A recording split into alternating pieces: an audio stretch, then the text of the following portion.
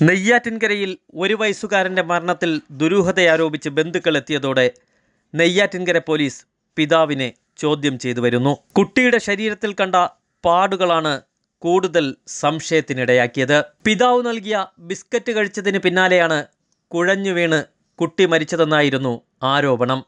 നെയ്യാറ്റിൻകര കവളാകുളത്ത് വാടകയ്ക്ക് താമസിക്കുന്ന ഷിജിലിൻ്റെയും കൃഷ്ണപ്രിയയുടെയും 1 വയസ്സുള്ള ഏക മകൻ ഇഹാനാണ് മരിച്ചത്. കഴിഞ്ഞ ദിവസം രാത്രിയായിരുന്നു സംഭവം. ഷിജിൽ വാങ്ങിക്കൊണ്ടുവന്ന ബിസ്ക്കറ്റ് കഴിച്ചതിനെ തുടർന്നാണ് കുഞ്ഞിൻ്റെ വായിൽ നിന്നും നുരയും പതയും വന്ന് ആശുപത്രിയിലെത്തിച്ചത്. നെയ്യാറ്റിൻകര ജനറൽ ആശുപത്രിയിൽ എത്തിച്ചിരുന്നെങ്കിലും കുഞ്ഞ് മരിച്ചിരുന്നു.